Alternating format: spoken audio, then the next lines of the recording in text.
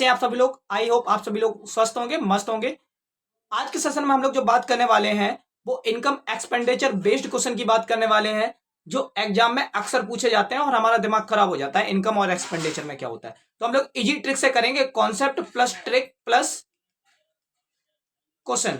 जब ये तीनों चीजें हम लोग करेंगे ना, कॉन्सेप्ट भी लगाएंगे, ट्रिक भी लगाएंगे और क्वेश्चन उसको सॉल्व करेंगे, तो इजीली क्वेश्चन होगा, बनेगा क्यों नहीं भाई। हम लोग सीखने वाले हैं आज की क्लास में यही ट्रिक वगैरह सारी चीज, कॉन्सेप्ट और ट्रिक, और उसको क्वेश्चन उसी के अकॉर्डिंग हम लोग क्वेश्चन को सॉल्व करेंगे। तो सबसे पहले क्वेश्चन ये है, सोनू अपनी आय का 15% बचाता है। यदि उसकी आय 20% बढ़ जाती है और वह अब भी पहले जितनी ही राशि बचाता है तो उसकी व्यय में कितने परसेंट की वृद्धि होगी। इससे पहले हम लोग क्या जानते हैं कि इनकम एक्सपेंडिचर होता क्या है।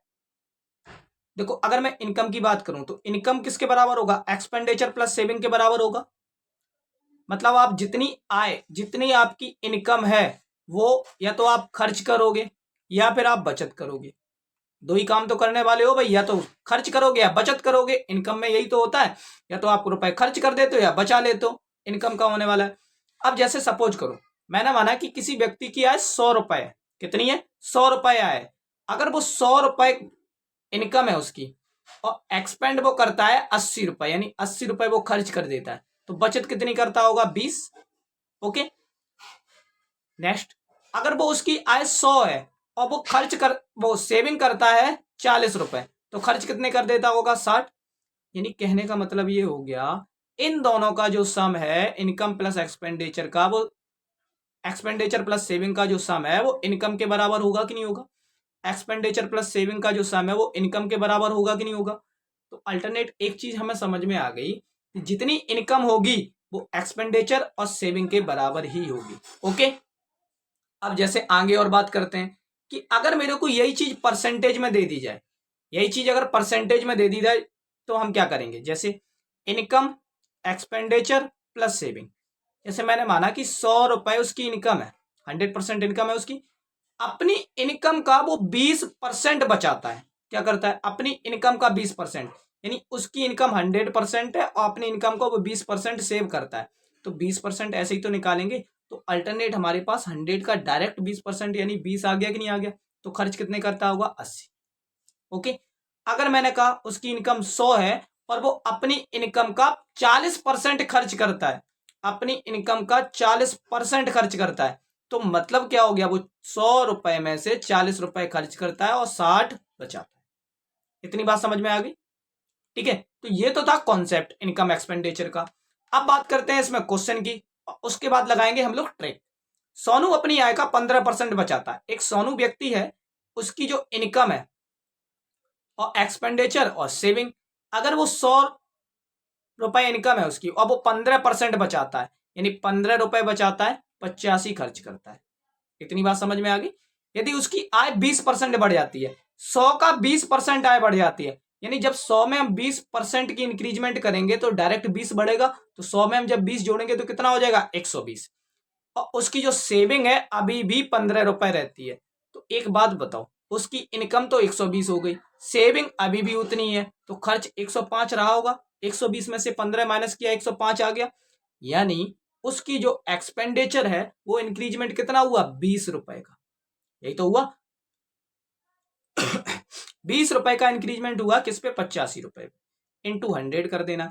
यही चीज हमें परसेंटेज में निकालनी है। 17 और 4, यानी हमारे पास आ गया 400/17।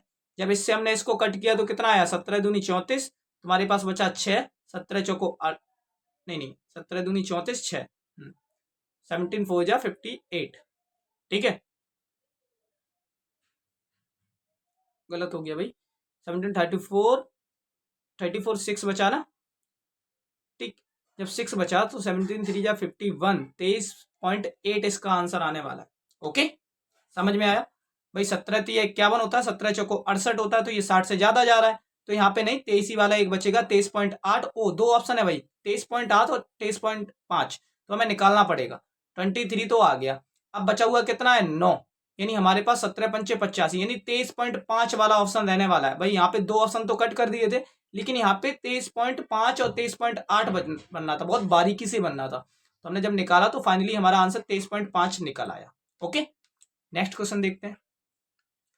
नेक्स्ट क्वेश्चन कह रहा है, ए और बी अपनी आय का क्रमशः 60% और 75%, देखो ए अपनी आय का 60% खर्च कर देता है। जब वो 60% खर्च कर देता है तो सेविंग कितनी करता होगा? 40%।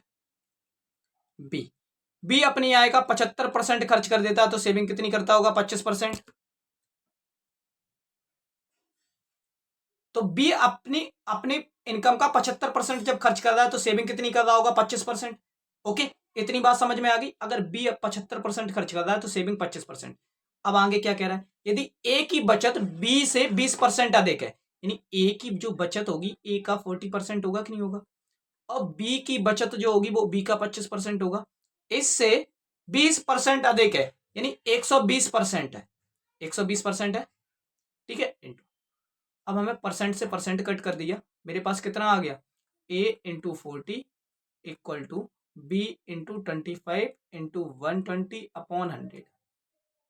25 से कट किया 4, 4 से कट किया 30, यानी हमारे पास 0 से 0 कट हो गया, तो ए अपॉन बी का रेशियो आ गया मेरे पास 3/4, यानी कितनी कम है? एक कम है, कितने पे? 4 पे इंटू 100, और 1/4 की वैल्यू कितनी होती है? 25%। ओके, नेक्स्ट आगे देखते हैं हम लोग।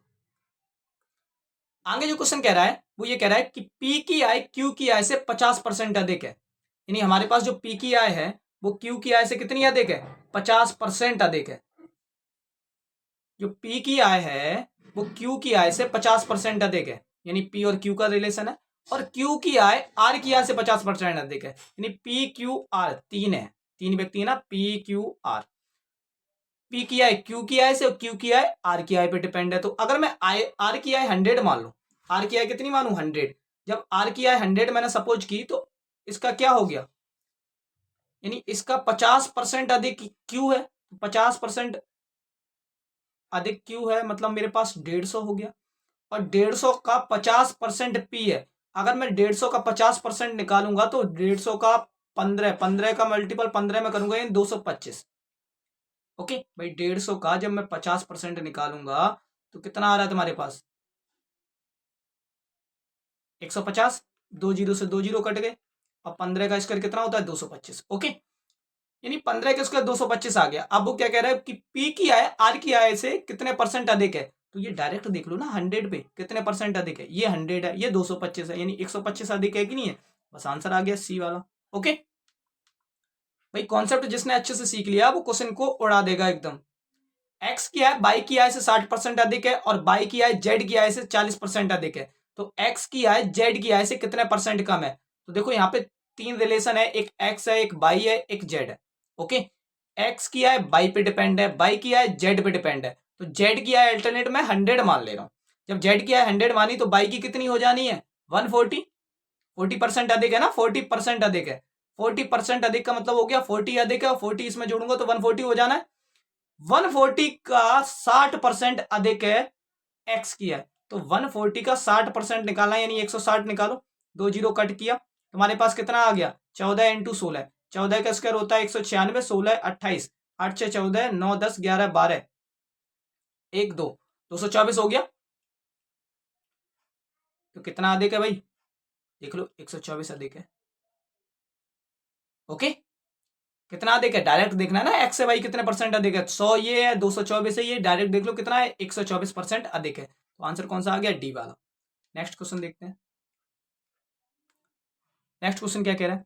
एक आदमी अपनी आय का 59% खर्च करता है, उसकी अगर इनकम जो कुछ होगी, इनकम मैंने 100 मानी तो एक्सपेंडिचर प्लस सेविंग, अपनी इनकम का 59% खर्च कर देता है, वही 41 बचाता होगा। ठीक है, इनकम 100 है तो 59 खर्च कर देता है, 41 बचाता है, और बाकी बचत करता है। भाई अपने खर्च का कितने परसेंट बचत करता है? भाई अपने खर्च का कितने परसेंट, देखो बचत तो वो 41 ही करता है, लेकिन अब निकालना किस पे है? इनकम पे। तो हमारे पास ये आ गया, जब हमने इसे कट किया तो मेरे को 4100 अपॉन 59 आ गया। इसको मैं अप्रॉक्स में 60 मान लेता हूँ। 0 से 0 कट किया, 6 से कट किया, तो मेरे पास आ गया 6 चौको 24, 6 पंचे 30, 36 चकना का 36, यानी 6 आ रहा है। ऑप्शन में कोई आ रहा है? भाई डी वाला मिल रहा है मेरे को 69.49%। बस यही ट्रिक है, हमें कंप्लीट पूरा सॉल्व नहीं करना, हमें थ्रू ऑप्शन भी देख लेना है। हमने एक चीज देखी, हमने अप्रॉक्स माना, यानी 69 इससे कम ही रहने वाला, 72 वाला हो नहीं सकता, 83 वाला हो नहीं सकता, 89 वाला हो नहीं सकता। हमारे पास अल्टरनेट क्या बचा हुआ है? हमारे पास एक ही बचा हुआ है, 69 वाला। ओके, नेक्स्ट क्वेश्चन की बात करते हैं।